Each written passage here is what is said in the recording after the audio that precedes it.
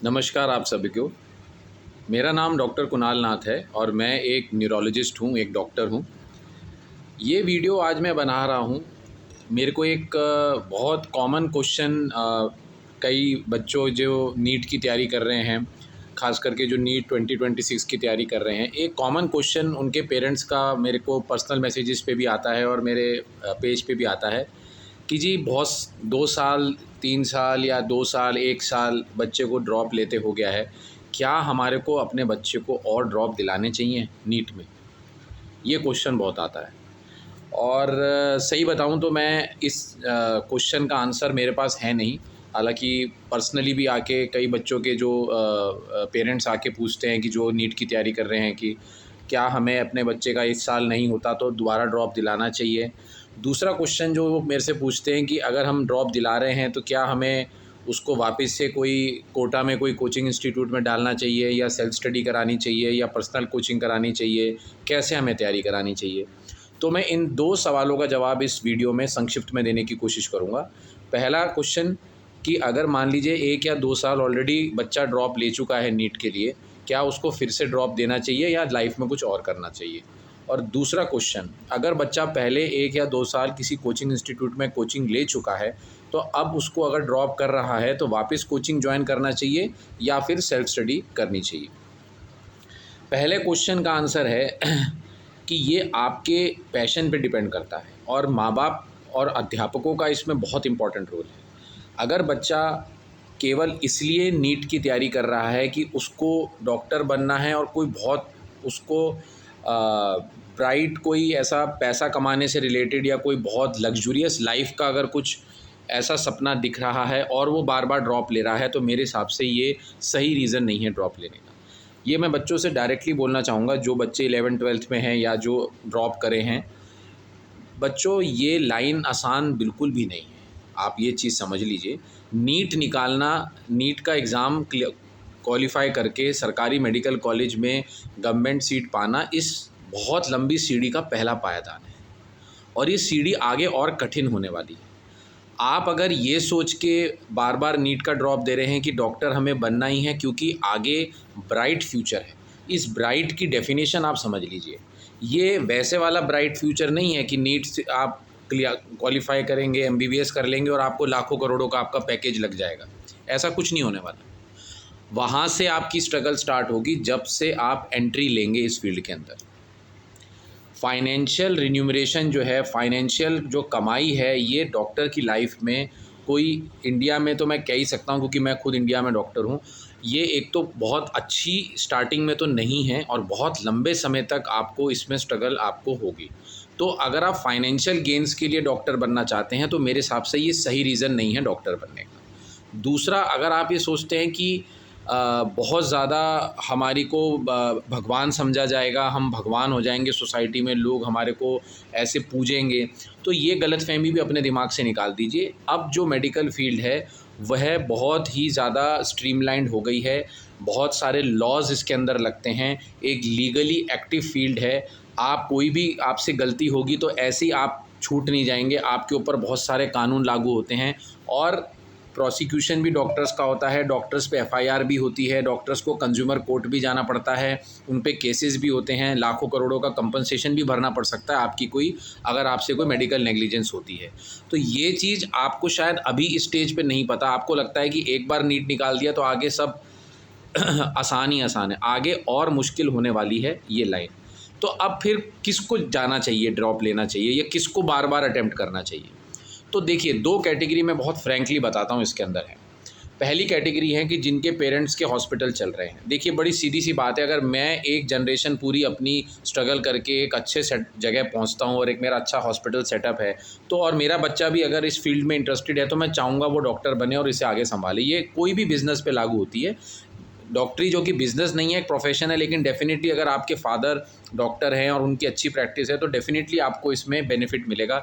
ऐसे बच्चे यदि ड्रॉप लेते हैं तो एक लॉजिक से समझ में आता है कि हाँ भाई, इनको ऑलरेडी एक हायर अप पायदान मिला हुआ है लाइफ में और बच्चों के मुकाबले एक एज है। दूसरा, ज़रूरी नहीं कि आपके पेरेंट्स डॉक्टर ही हों या आपके घर में कोई हॉस्पिटल हो।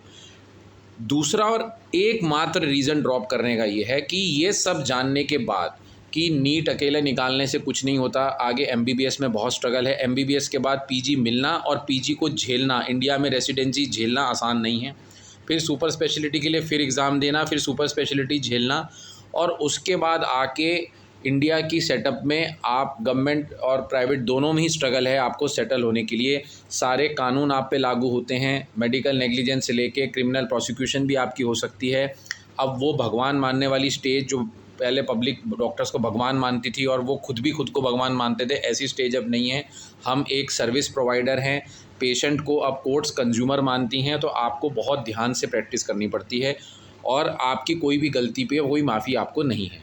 ये सब जानते हुए भी कोई ये पैशन रखता है कि मुझे मेरे जीवन का पैशन ही लोगों को ट्रीट करना है, चाहे मुझे उसके लिए कितना भी स्ट्रगल करना पड़े, कितनी रातें काली करने पड़े, कितनी मेरी क्रिटिसिज्म हो, कितना ही मेरे को कोर्ट कचहरी के चक्कर लगाने पड़े अपनी कोई छोटी सी गलती के लिए भी, लेकिन मेरा प्राइमरी एम लाइफ का पेशेंट को हील करना है। केवल उस बच्चे को बार बार ड्रॉप लेना चाहिए, क्योंकि इतना पैशन अगर आप में है तो ऐसे लोगों की इस देश को बहुत ज़रूरत है जो इस प्रोफेशन में आके इस प्रोफेशन को संभालें, क्योंकि दिन प्रतिदिन ये प्रोफेशन और कठिन होता जा रहा है।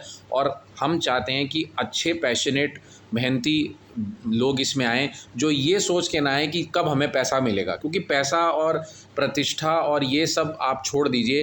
पहले आप सेवा और बलिदान के भाव अगर आपके अंदर हैं तो आप इस प्रोफेशन को डेफिनेटली चूज़ करिए, क्योंकि हमारे देश को ऐसे लोगों की आवश्यकता है। जहाँ तक दूसरे क्वेश्चन का सवाल है कि हमारे को किस मोड से तैयारी करनी चाहिए, उस पर मैं अलग से भी वीडियो बनाऊंगा, बट संक्षिप्त में आपको मैं बता देता हूँ। देखिए, मैंने तीनों ये एग्ज़ाम बहुत फर्स्ट अटैम्प्ट में ऑलमोस्ट निकाले हैं। एमबीबीएस का pre PG, PMT, pre PG और प्री सुपर स्पेशलिटी। और मैंने कभी भी कोई एक्सटेंसिव कोचिंग कहीं नहीं ली है। ना तो मैंने पीएमटी के लिए बहुत ज़्यादा एक्सटेंसिव कोचिंग ली थी, पीजी और डीएम के लिए तो मैंने ली ही नहीं कोचिंग। मेरा ये मानना है कि कोचिंग आपको सिर्फ गाइड कर सकती है, कोचिंग आपको सिलेक्शन नहीं कराती। इनफैक्ट जो लोग कोचिंग में जाते हैं और हाँ उनका सिलेक्शन हो जाता है, तो आप कोचिंग वालों पे एहसान कर रहे हैं वहाँ जाके, क्योंकि वो आपको गाइड करते हैं, लेकिन आपके सिलेक्शन के बाद उनको तो फाइनेंशियल फ़ायदा बहुत होता है, ठीक है ना। और मेरा मानना है कि जो बच्चे का सिलेक्शन होता है, अगर वो कोचिंग बहुत ज़्यादा ना भी लेता, फिर भी वो कहीं ना कहीं सेलेक्ट हो ही जाता। कोचिंग आपको केवल गाइड करती है। अगर आपने मैं मना नहीं कर रहा हूँ कोचिंग लेने से, ना मैं कोचिंग वालों के अगेंस्ट हूँ, लेकिन मैं इस चीज़ के डेफिनेटली अगेंस्ट हूँ कि बिना कोचिंग के आपका सिलेक्शन नहीं हो सकता। ऐसा मैं कतई मानने को तैयार नहीं हूँ। अगर ऐसे गाइडेंस आप कोचिंग ले रहे हैं तो ठीक है, लेकिन जो एक चीज़ आपको सेलेक्ट कराएगी अगर आप पे पैशन है, वो है आपकी सेल्फ स्टडी। अगर आपकी खुद की सेल्फ स्टडी नहीं है 7-8 घंटे की रोज़, जिसमें कोई कोचिंग के आवर्स इंक्लूडेड नहीं है, जब तक आप खुद के कंसेप्ट्स नहीं बनाएंगे, जब तक आप खुद में तपस्या नहीं करेंगे, जब तक अगर सिलेक्शन हो भी जाएगा, आगे का जीवन आप दुखी रहेंगे। तो मेरा ये मानना है कि कोचिंग आप लीजिए, कोचिंग को अपना जीवन पूरा ऐसे उसकी तरफ मत छोड़ दीजिए। कोचिंग से गाइडेंस लीजिए, अच्छे कोचेज़ भी हैं कुछ, उनसे गाइडेंस लीजिए और अपनी मेहनत खुद करिए, अपने थ्योरी खुद पढ़िए, अपने सवाल खुद करिए। हाँ, जो लोग ऑलरेडी कोचिंग ले चुके हैं उनके लिए एक सजेशन है कि वह कोई टेस्ट सीरीज़ ज्वाइन कर सकते हैं, ताकि आपको अपना अप टू डेट आप रहें कि अब मैं कहाँ स्टैंड करता हूँ, मेरी ऑल इंडिया रैंक क्या चल रही है, वो होना ज़रूरी है।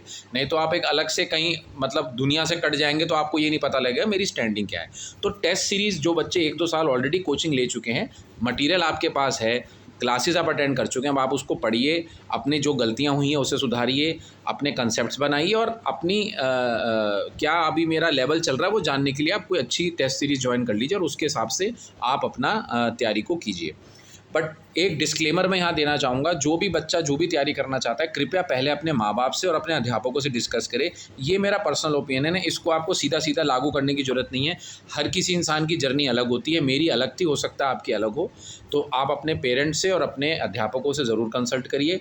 लेकिन एक मैं चीज़ आपको बोलना चाहूँगा लास्ट में, किसी वजह से आपका नीट में सिलेक्शन नहीं होता है बच्चों, एक तरह से ये सिग्नल है आपको कि हो सकता है कोई बहुत अच्छी लाइन में आपका रुझान हो, आपका इसके लिए बने नहीं है, तो इसमें बुरा मानने की ज़रूरत नहीं है। क्योंकि मैं आपको बता देता हूँ, MBBS में आने के बाद भी बहुत लोग इस कोर्स को छोड़ते हैं। अनफॉर्चुनेटली कई लोग अपने साथ भी गलत कर लेते हैं कि उनसे ये प्रेशर नहीं झेला जाता है। ये एक बहुत हाई प्रेशर जॉब है। मुझे नहीं लगता कि मेडिकल प्रोफेशन से ज़्यादा हाई प्रेशर जॉब कोई भी है दुनिया में। तो अगर आप इतने हाई प्रेशर के लिए इमोशनल हैं जुझारू हैं, आपके अंदर पैशन है, ये आप खुद देखिए, तो आप डेफ़िनेटली फिर कितने ड्रॉप लेने हैं इसका कोई मतलब ही नहीं बनता, क्योंकि फिर आपका पैशन है, लाइफ़ का टारगेट है। अदरवाइज़ जस्ट इसलिए कि बहुत कंफर्टेबल लाइफ़ है, बहुत पैसा है, बहुत अनरियलिस्टिक इज़्ज़त है इसमें, ऐसा इतना ज़्यादा आप निराश हो जाएंगे जब आप अंदर आएंगे। इज़्ज़त डेफ़िनेटली है, लेकिन जितना मैंने कई कोचिंग इंस्टीट्यूट वालों को बोलते सुना है कि आपको भगवान बना देते हैं, वो ज़माने चले गए। वो तब था जब आई थिंक मैंने तो वो ज़माना कभी देखा नहीं, क्योंकि अगर आप अच्छा काम करेंगे किसी भी प्रोफेशन में तो आपकी तारीफ़ होगी, चाहे आप डॉक्टर हैं, इंजीनियर हैं, सीए हैं, और अगर आप गलत काम करेंगे तो आप पेनलाइज़ होंगे, चाहे आप कुछ भी हैं। तो अनरियलिस्टिक इज़्ज़त की एक्सपेक्टेशन, अनरियलिस्टिक पैसे की एक्सपेक्टेशन तो बिल्कुल नहीं होनी चाहिए आपके अंदर। हाँ, अगर आपके अंदर एक जज़्बा है सेवा करने का, आपको खुशी मिलती है किसी का दर्द दूर करके, तो इससे अच्छा प्रोफेशन कोई नहीं है, लेकिन तपस्या के लिए आपको तैयार रहना पड़ेगा। बहुत बहुत धन्यवाद।